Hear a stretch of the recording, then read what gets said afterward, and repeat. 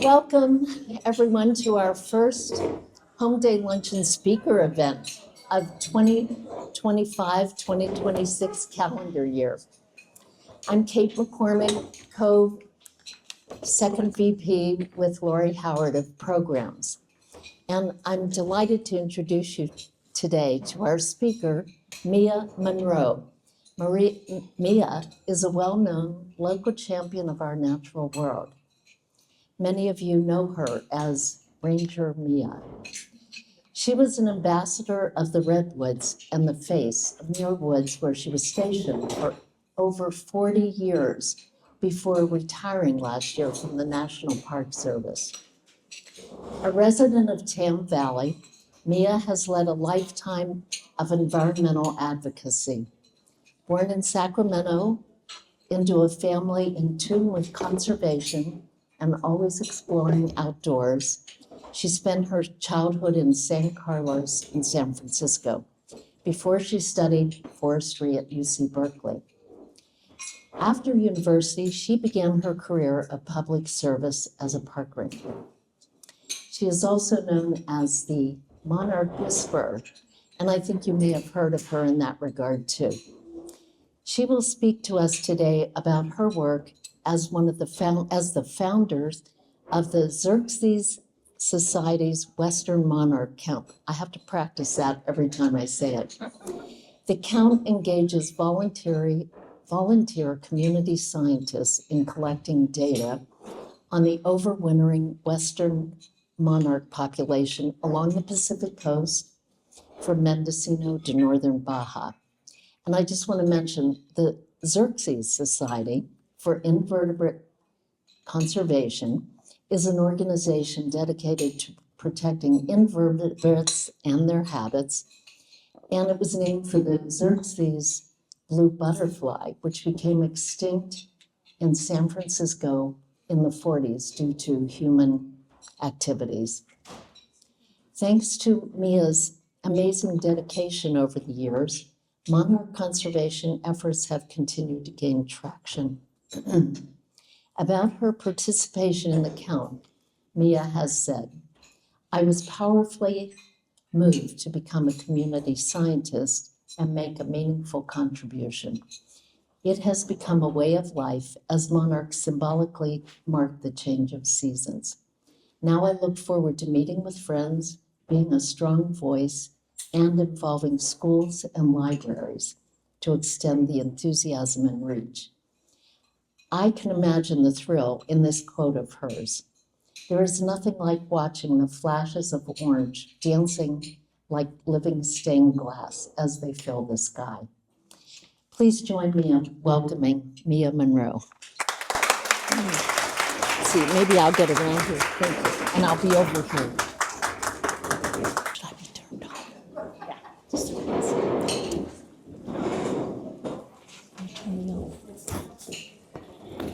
For a moment, I almost started giving you my Muir Woods talk.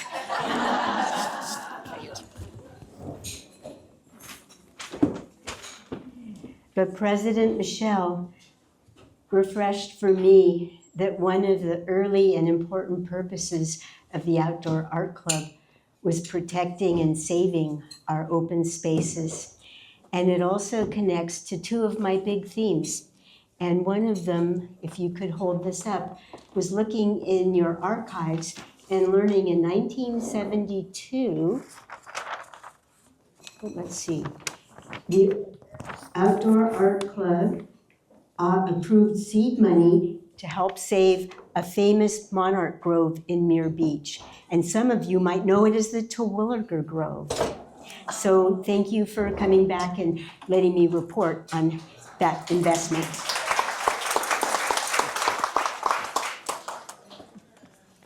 A big theme of today, though, is how we move from saving and protecting to creating habitat. So I'm going to be sharing some tips with you and insights on that. But first, I'd like to dedicate to today's program to some legendary people who have greatly influenced me. One of them was Sandy Ross, who, with her husband Ed Ross, really helped me through my lifetime of learning about insects, biodiversity, and also monarch butterflies. Another is Barbara Deutsch, who had amazing butterfly gardens in which I learned so much about how to attract and encourage butterflies and foster our love of them. Another is someone who influenced specifically my mother, and that's Rachel Carson. Rachel Carson in 1963 was in Tiburon watching hundreds, maybe thousands of monarchs going by at this time in 1963. And she was out here to give the last public address on her famous book and its implications, Silent Spring. And also she fulfilled her life dream, a walk in Muir Woods to see the redwoods. But she really influenced my mother, who fostered in me environmental activism, a love for nature, and one of the things that she really took home from Rachel Carson was a sense of wonder, urging each of us to find a child to encourage a love and curiosity of the natural world, which in some of us then moves to helping take care of it. Today, I'm in front of you as I kind of got a promotion, I think. I'm usually just a volunteer for the Xerces Society, but here I am, an ambassador for not only the Xerces Society, but for monarch butterflies. And I really had a big thrill last week when I was on my lane, which is in Tam Valley, and the parents came home from parent night, and they were so excited because the teachers were starting the school year with monarch butterflies in the classroom. I didn't think I'd ever see that again, not ordered from a kit or in the mail, but from their school garden. That was so hopeful, so exciting, and to have that right here.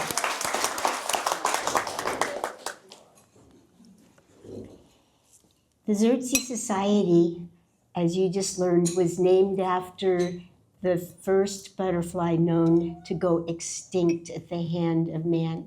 And Dr. Ed Ross was among the ones who saw the last ones. If you are following butterfly news, you might have heard that there's a big, bold effort in the Presidio of San Francisco, which enhanced many, many acres to welcome back the blue butterfly. And they went to the Academy of Sciences and looked in those butterfly collections of Dr. Ed Ross, and they found the closest DNA connection to the Xerces blue.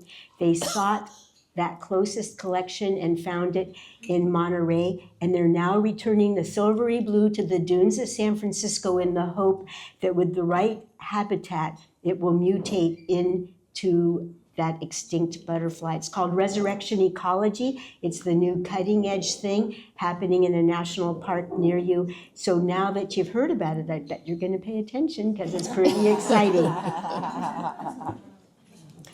But let's not hope we ever talk, let's hope we never talk about the monarch butterfly the way I was just talking about the Xerces blue being extinct due to the hand of man, but it is on an extinction vortex. But let's stick with some real positive things here.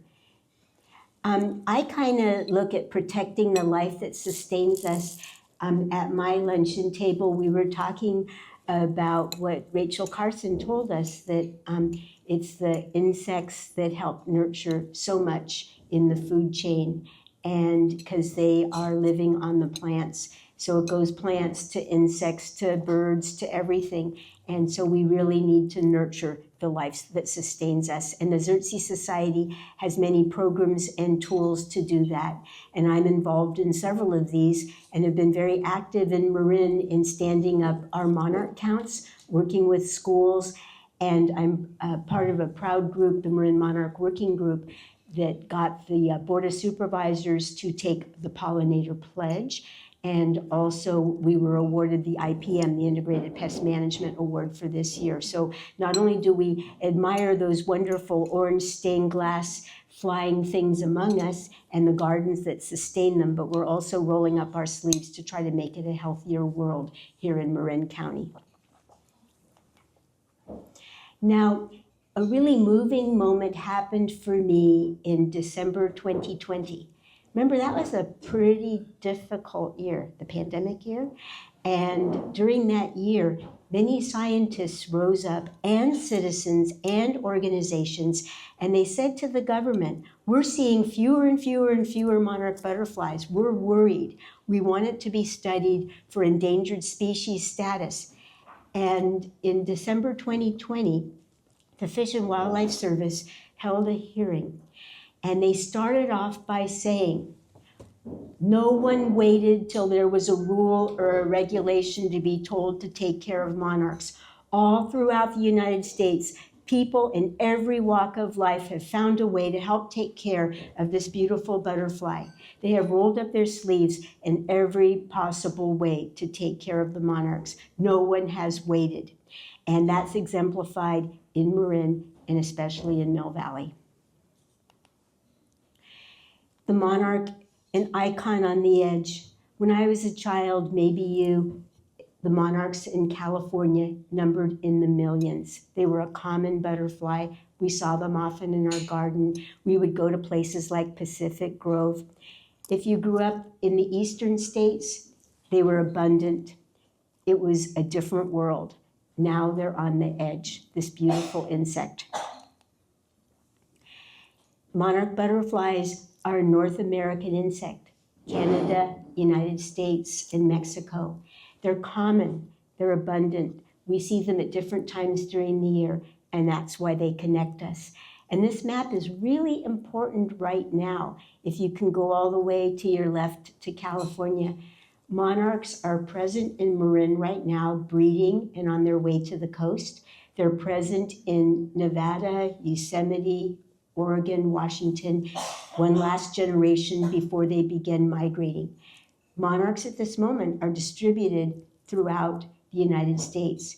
They're getting in one final generation, but as the days get shorter, the days get cooler, they get the urge to migrate. So at this moment, some are among us breeding and some are on the move. We're already getting reports from people in Mendocino, Sonoma, Yosemite. Monarchs are moving in. Expect to see them in Marin soon, Mia. So this map not only shows you the distribution, but also this moment in time when they're fully distributed, but they're about to be on the move. Now, for many, many years, and maybe some of you remember that amazing National Geographic cover when the discovery of monarchs overwintering in Mexico, the huge clusters, 1976. Before that, we didn't know where they went to when they flew to Mexico. Anyway, many of us remember that. Many of us think that they all go to Mexico. Some of us have grown up when literally thousands would come through our town in Kansas or New York. But that's the eastern population, a huge population, and it's eastern United States, and they migrate and are on the move right now to arrive kind of around Dios de los Muertos in Mexico. But today, because of where we are, we're focusing on the western population west of the Rocky Mountains that does most of its breeding in spring, summer, and fall in the western United States, and then comes to the coast of California to overwinter. And some of us were talking about the monarchs we've been seeing all summer and maybe in the spring or hope to see. When I was growing up, when they left as spring arrived, spring dispersal, we wouldn't see them in spring and summer. We would only see them right now, when to me, seeing monarchs symbolized the turn of the seasons into fall. Any of you remember that? Well, it's changing. We're starting to see them all year in Marin. Is it because we're now planting milkweed? Are they just deciding they like Marin? They subscribe to enjoy Mill Valley? We don't really know. And that's another message here, is most of the book on what happens with monarchs is being written right now. They're very resilient. I'm going to go back to this. Monarch butterflies are a tropical butterfly, and they arose when the temperature and the climate was very mild, almost tropical throughout North America. The climate changed. The Rocky Mountains arose. Many things went extinct. Some things retreated to the tropics, but monarch butterflies decided, heck, We kind of like it in North America. Let's migrate to mild places for the winter. So they undertook this legendary migration for the eastern ones down to Mexico, one individual going 3,000 miles. For the California ones, some going up to 1,000 miles from Washington to Bolinas. Anyway, they decided their adaptation to that change in our continent was this amazing migration. And they're very, very resilient. I'll give you a few other examples. So who knows if maybe with milder seasons, maybe with more of us planting good gardens, maybe they're lingering. But it is a change for me, who always signaled the arrival of fall, no matter what the calendar said, with my first sighting of a monarch butterfly. Okay, now the Western population, they breed in the western states, they overwinter along the coast, and small numbers may get blown by winds down into Mexico. And in Marin and in Mill Valley, we're real lucky because we're very close to both overwintering sites in the coast of Marin, let's say Stinson Beach, Bolinas, Muir Beach, and Fort Baker. But we also have the breeding habitat here, so we can see right up close and personal many aspects of the monarch's biology. Now, some of the threats we're going to go through because they're really important. The overwintering sites are where the supergeneration is born in August or September. They have to be born and they have to survive. They have to go through metamorphosis. They have to escape that yellow jacket, and they have to nectar up and get really fat because the days are getting shorter and the supergeneration gets the urge to move to the coast. And then they have to find the overwintering site, and then they have to make it through the whole winter, which is October, November, December, January, and February. That's a long time for one of those insects to make it. And then the female, as the days get a little bit longer, they mate, and then the female has to disperse, come inland, and maybe find early emerging milkweed in your garden, or maybe over at Mount Diablo. So this one super generation lives a long time, makes a number of journeys, has to make it through winter storms. And we have a large handful of overwintering sites here in Marin.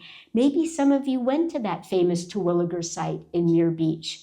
So maybe some of you have been to the beautiful butterfly trees in Bolinas. Well, two bits of bad news. Most of those are gone. They either became old and the trees fell. There's people's summer homes there now. People got worried about fuel because eucalyptus, which we'll talk about in a minute, is so dangerous.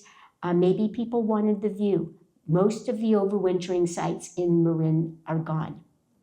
So that's a really big part of my job, is to encourage the federal government, the county, and local landowners to see this as a very, very important thing that they can offer to the monarch butterfly, is to return and enhance the overwintering sites. And fortunately, that's being done in this county. We have enhancement plans, we have work happening, and maybe there'll be a better future in Marin. Another thing that has been lost is what we call the breeding habitat. That's inland and eastern Marin, so Novato, Mill Valley, Corte Madera, Terra Linda, etc. And it's the rest of inland California, Tahoe, Yosemite, it's Oregon, Nevada, etc. That's the breeding habitat. It is really hard to find wild milkweed out there. Matter of fact, wild milkweed almost doesn't exist anymore. The vast, vast meadows of milkweed in the Central Valley, in our Sierra meadows, gone. And then the other problem is that every sampling of soil is full of pesticides. It's really, really difficult. So the breeding habitat is like the Achilles heel of the monarch butterfly. And when I mentioned earlier that a big part of my talk is to encourage you to create habitat, that's planting milkweed, because in Mill Valley, we can do that. I have a map of all the milkweed patches in Marin, which kind of add up in my mind to a great big giant Mill Valley milkweed meadow. And they are successfully attracting monarch butterflies. And we'll get into where a few of those are to view in a minute. And then, of course, to have a healthy garden. Another thing is that the milkweed sustains the caterpillar. There's 4 stages to a monarch butterfly. The egg, which the female has to lay on milkweed. Then there's the caterpillar, which has to eat milkweed. And then there's the beautiful chrysalis, when the caterpillar turns into monarch soup and then becomes a butterfly. And as an adult butterfly, they have to find nectar plants. And that's not any old flower. Flowers sustain many, many different pollinators, from hummingbirds to bats to bees, etc. Only certain ones can hold and sustain monarch butterflies. There's a long list, and I have some seeds and plant names out at the entrance there. But that's one thing we can all do, is to research and plant the nectar plants. So now we kind of get to my part of the story here. Back when I was what we called kid ranger, a young ranger at Muir Woods, I saw a mimeograph sheet that said, "Looking for monarchs, we need your help. We heard there's a site near you." And I thought I knew Muir Woods pretty well. I'd never seen a monarch butterfly at Muir Woods. Where could this overwintering site be at Muir Woods? So I raised my hand. I'm curious. I want to know more. And they said, "Well, the overwintering site is at Muir Beach." I said, "Aha, the Terwilliger site. I can understand. Muir Beach, Muir Woods, all kind of sounds the same." My hand went up higher. I will look at that site. And what I got involved in was the World Wildlife Fund had given a large grant to the Xerces Society to do an inventory. That was scientists going up and down the coast of California and looking at every possible record in a museum, from farmers' notes, you name it, looking for all the overwintering sites, which turned out to be from Mendocino to Baja. And I got tucked under the wing of some pretty amazing scientists who helped me find the overwintering sites, learn how to count them, and how to enter it into the data set that is a guide for governments and land managers, etc., on what is important in this state. And so what happened is, a few years later, I overheard him say, "You know, it's just not like it used to be." And to give you a date, this is the early 1980s, 82. So I heard them say, "It's not like it used to be. Remember when there were millions everywhere? Well, now there's tens of thousands, and some sites don't have any, and some sites are gone. We're starting to get worried." And so that's when, with the Xerces Society, I stood up this community science effort of volunteers to go visit these sites and now do what we call monitoring, which is regular checkups on the sites. And I trained armies of volunteers all up and down the coast. Believe it or not, it is hard to find a cluster of monarchs because they look like a lot of dead leaves hanging in the trees. How to find them, how to count them, and how to enter the data. And this is kind of what we saw, was that we were monitoring at over 400 sites, and it kind of looks like good news here, because in 2021 to 22, there were 248,000 monarchs. Kind of good. And in Mexico, they measure them by land area because there's so many. And that kind of looks good. But let's take a look at the bigger picture here. And I can't read it, so you're just going to have to see how good my memory is here. But what happened in 2020 is the Western monarch population went down to 2,000 on an extinction vortex. And everybody, as I said, got really busy. And the next year sounds really good. There was a 100% rebound up to over 200,000. That's still not very many monarchs, but it was encouraging because maybe the multiplier effect would continue. But what's really happened is the population is what we call bouncy. because what happened last year is there were only 9,000. It depends on how hard of a winter we have, or it depends on how hot it gets at key times. It depends on a lot of factors. So the monarchs are not in the safe zone yet, and we're going to continue talking about what we can do to get them healthier and healthier. I did hear a prediction for this year, though. I heard that the Southern California population, think LA, has a bumper year of monarchs. And I did hear that ours in Marin are higher than the last few years, as well as the East Bay, and they're kind of thinking it might be in the 100,000 range this year.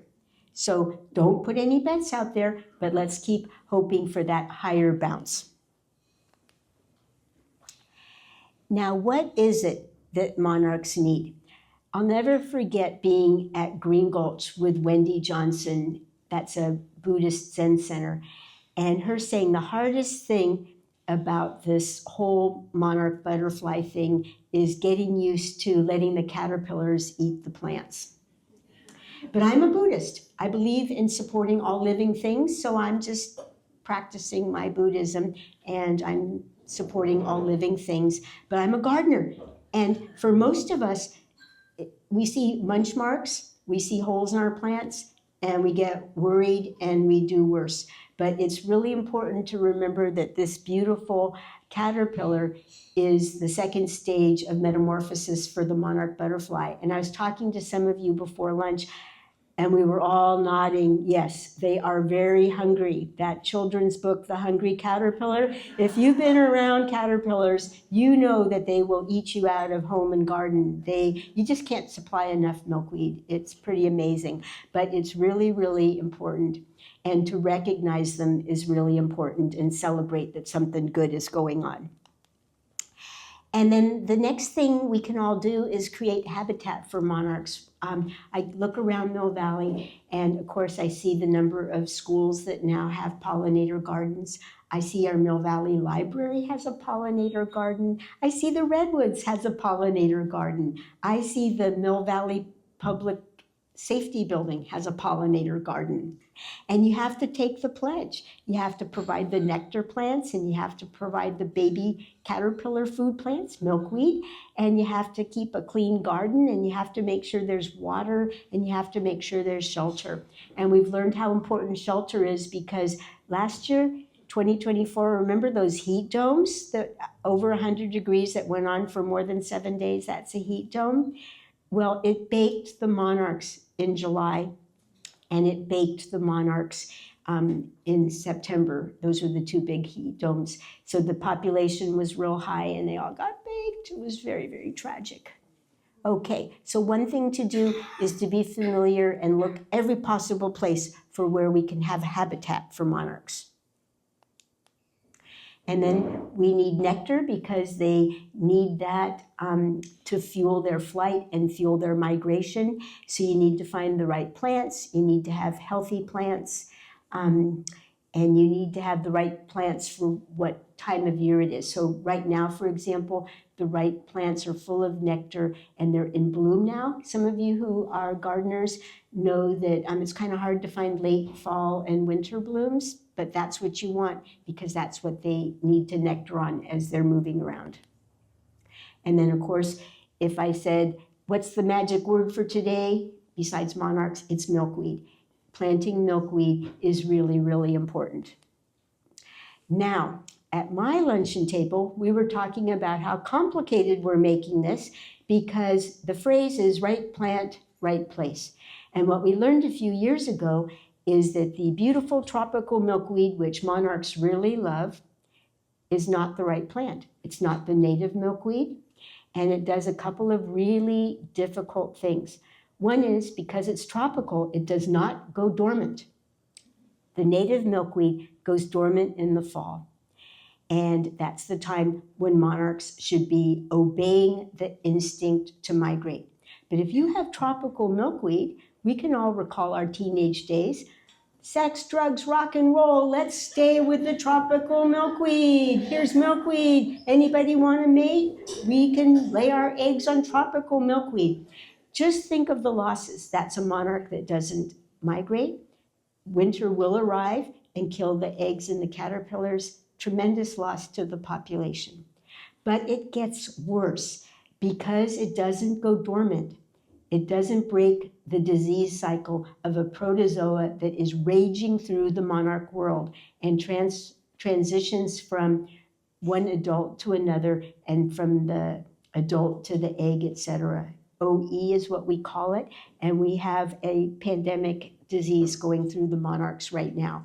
So tropical milkweed, as beautiful as it is not the right plant. Let's see, there, do we have it? That's the wrong type. Now, we felt so strongly about this in Marin that we were the second county to ban the sale of tropical milkweed. We knew it was wrong, and yet we knew it was kind of irresistible to gardeners and to monarchs. So we took huge action and we banned it. And the monarch people among you, and maybe even some of you, we had to really start growing the native milkweed, supplying our nurseries. We didn't want to hurt their business. We had trade-out programs. I was talking with someone about the wonderful county garden and master gardener nursery at the Civic Center. They had trade-out programs, so if you had tropical, you could go there and get native. It was a really big effort to help us transition to the good milkweed. So please plant natives. It's narrow leaf or showy milkweed is the natives to Marin County. And then the next thing we said, right plant, right place. What we've learned is that in Mill Valley, we are part of the breeding area. So milkweed and nectar plants is our answer, as well as a healthy environment.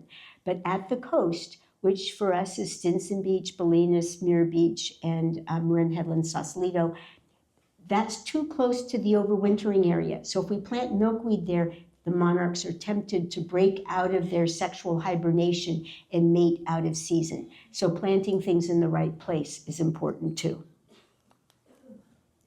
And then I mentioned this already, providing shelter. I don't know if any of you have had this experience with monarch butterflies, but they go on a walkabout. You think you see them, and then you go back to see how they're doing, and they're gone, and you wonder where in the world have they gone, and you start getting worried. Well, they've just gone on a little walkabout, and they're looking for a sheltered place where either there's more food, or to get away from some predators, or maybe to begin the process of metamorphosis. And on your left is that absolutely gorgeous jade greenhouse with the gold nails. That's the chrysalis, and they stay in that chrysalis about a week to 10 days before becoming the monarch butterfly. Now, I probably don't need to go into this too much, but providing a healthy garden and healthy community is really, really important. And then one of the most amazing things about monarch butterflies is their symbolism. Monarch butterflies are often associated with freedom and beauty, a carefree life, mystery, because of where do they go, or their metamorphosis. They're very symbolic because the beauty of metamorphosis, going from egg to caterpillar to chrysalis to an adult, the stages of our life. And also, when you see I'm all decorated, often I come with my socks too, my earrings. Monarchs are now part of the art world. It's so wonderful to see that so many people are getting creative with the butterfly monarch theme. Now the overwintering sites really need our help, and now is the time that the migration is underway. And the only thing I really want to share here is a super huge big challenge, which is, as you all know, once upon a time, like 200 years ago, redwoods were much more abundant, willows lined the creek, there were native trees, and those were all, by and large, mostly logged. I'm kind of nodding at Muir Woods there. Thank you, Muir Woods. But anyway, what we kind of think happened over 200 years ago is at this time of year, the monarchs throughout the West would begin moving to the coast, and on a hot day, they'd hang out in the redwoods or they'd hang out in the willows. If it was really smoky for a period of time, they might form clusters a little bit, like out at McNear's or Strawberry Point. And that's what we think happened. Well, then things kind of changed. As I mentioned, monarchs are very resilient. Those native coastal trees were logged. And what did we plant as a substitute? The eucalyptus. And the eucalyptus is a wonderful roost tree for monarch butterflies. So they were resilient. Instead of saying, oh, rats, there goes the neighborhood, the coastal redwoods and willow are gone, they said, oh, wow, another suitable tree. And this tree, I think I'll stay for a while. I might even overwinter. So the overwintering range, we think, but there's no records, so we don't know. We think the overwintering range 200 years ago was the range of the Monterey pine and cypress. So roughly Año Nuevo to Cambria. Okay, then came the eucalyptus. And now the overwintering range expanded from Mendocino to Baja, the range of the eucalyptus. They took advantage of this new tree. Matter of fact, most monarch butterflies are in Santa Barbara. Nice place, but who'd ever guess that that would be the most abundant place for monarch butterflies? So what do? And of course, being a park ranger and committing myself to native habitat, I couldn't believe that my insect was favoring the #1 weed in the state, eucalyptus. Oh, gosh, how could this be? So what we're doing right now is the Xerces Society is working with private landowners, land managers, etc., to figure out a transition plan at these overwintering sites to put in Monterey pine, Monterey cypress, redwoods, and some of the non-invasive eucalyptus as a stopgap. Yes, there are a few non-invasive ones that could work as a stopgap. So we're trying to transition back to native trees. So it's a real challenge, and we're right there with everybody that eucalyptus is great for monarchs, but it's terrible from a fuel management or hazardous home point of view. So we're trying to transition right now. So that's the other thing I just wanted to share with you. Thank God the Terwilliger Nature Grove is Monterey pine. Okay. Another little challenge is there's a lot of pests that bother monarch butterflies, yellow jackets and other wasps, Argentinian ants. There's a lot of them, and so a lot of people wonder what to do. Should we put cages? Should we bring them inside? This is kind of a big, tough challenge, but I'm just letting you know that's something we should talk about if you feel like you need to add more protection to your monarchs. Okay, we can all make space for monarchs. We can create habitat. We can protect the overwintering sites. And I'm just going to share with you a few examples because it's really amazing the creative ways that people are finding to add pollinator habitat back into our lives. And maybe there's a new possibility for us. And of course, there's many, many gardens. If you look at my map in Mill Valley, you're probably among the people who have a pollinator garden, a place to welcome monarch butterflies, and this one is proud of it. Home prairies are, one good example is Ola Shell's prairie out in northern Bolinas, where he's transitioning his family ranch farm into coastal prairie with native plants, so that the monarchs, when they arrive in Bolinas for the winter, have a native habitat to nectar on. Parking strips, otherwise known as medians. Well, there's some famous ones up in Novato, but also here in Mill Valley, maybe we could call the lumberyard garden kind of one of those, looking at a place that was kind of a storage area and has transitioned into an amazing monarch garden. And then office landscaping. There's some good examples. I mentioned the redwoods in the public safety building. Marin Transit planted all tropical milkweed, and when we said, uh-oh, we'll provide California natives, they completely transitioned and expanded their pollinator garden.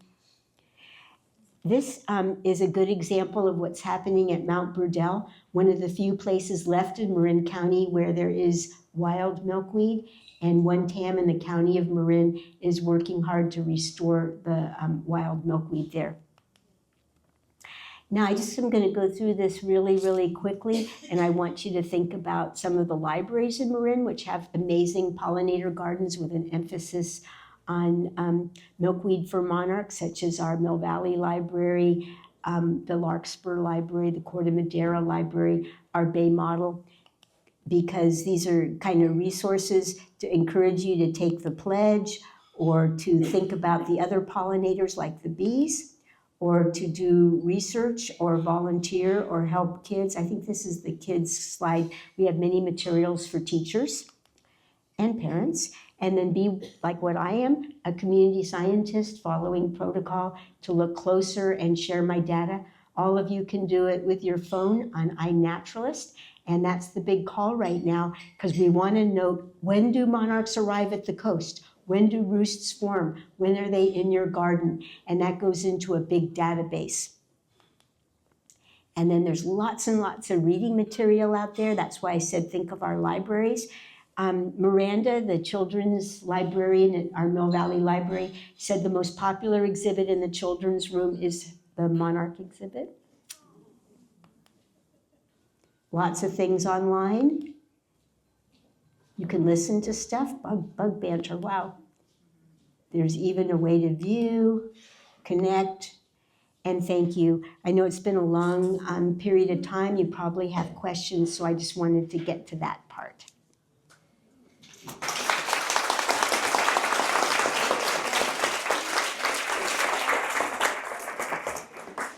You know, I was going to ask my own question. How many people here have been to an overwintering site? Pacific Grove, Natural Bridges, Pismo Beach.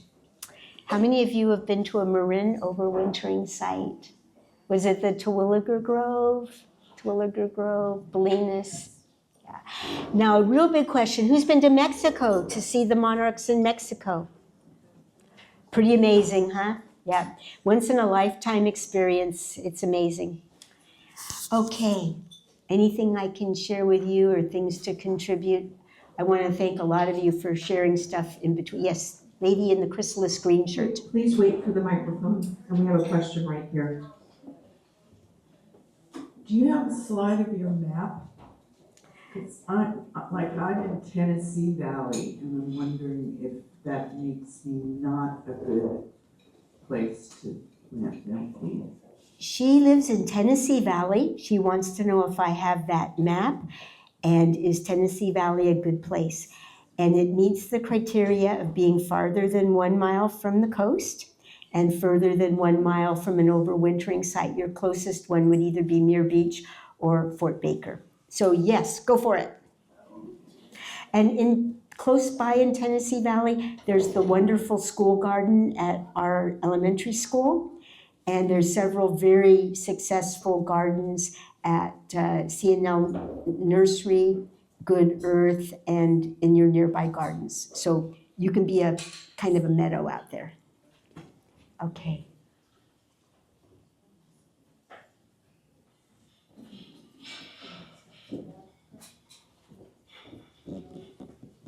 How do you count butterflies? Well, so counting is a slight exaggeration. We do an estimate. And this is one of these times when practice and patience really rule the day. And so what I do is I find a cluster, and with my binoculars, I spend a lot of time counting in that cluster from all around. It's a 3-dimensional living thing. And then I do a guesstimate. I count the number of clusters that are like that. And then I ask my partner, I always do it with a buddy, what did you get? And if we're more than 10% off, we go back to square one and we count again. But we compare, and if we're close, then that's how we count monarchs. It's hard. If you're going to plant milkweed in your garden, is it like sun, shade, filtered sunlight? So if you're going to plant milkweed in your garden, what are some tips? And I find that it likes sunny areas, but the most recent research says mixed light with sun in the afternoon. and make sure it's moist, and try to plant more than 5. Plant more than 5 milkweed, so you're creating a mini meadow. Some of us were talking about one of the other challenges, which is the monarch finds your milkweed plant, singular, lays 100 eggs, and then all of a sudden you are crawling with caterpillars. The nurseries are all out of milkweed. What do you do? So think ahead and plant 5 minimum. I've also heard it's good to kind of shelter them a little around other plants so that it keeps the predators from coming and eating the caterpillar. That is an excellent strategy. As I mentioned sort of towards the end, this is a wonderful suggestion, which is to intermingle them with other plants so that those plants screen or shelter the caterpillars and the milkweed from the predators. And I think that is a very good suggestion. And that's kind of what happens in the wild too.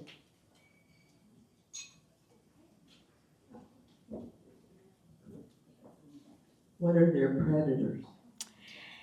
Well, one thing I skipped over in Monarch 101 there is the female has to lay her eggs on milkweed, caterpillar has to eat milkweed, and in the process of eating milkweed, they take in the toxic cardinalids, which are poisonous to almost everything. If something eats a monarch butterfly or monarch caterpillar, they spend a very rough night throwing up or maybe even dying, and they never do it again. So monarchs have this natural, what they call aposematism, which is coloration, orange and black, that says, I'm warning you. Remember, you don't want to ever eat me again. And so that works like a lot of the time. However, there are a few birds that know where the tender little spot without the cardinalids are, and there are a few mice know where to find it, and there's non-native predators like these non-native yellow jackets and wasps that are starting to attack. So there's some out there, unfortunately, that are eating them. But by and large, they're resistant to most predators. I did bring up 2 that were really dangerous, and one is the protozoa. Who'd ever think of a protozoa as a predator? But it's a disease that's attacking them.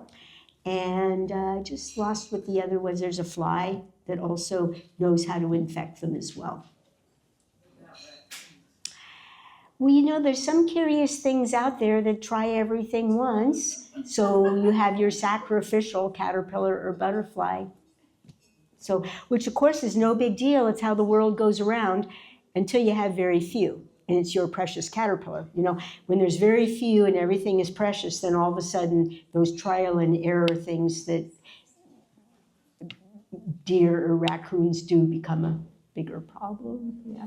And then, as I mentioned, I didn't even go into climate change, but that was the big message of Heat Dome, and it also goes to that wonderful suggestion to have your milkweed interspersed among other plants so that they have a place to go hide when it gets cool. That's the story of the lumberyard.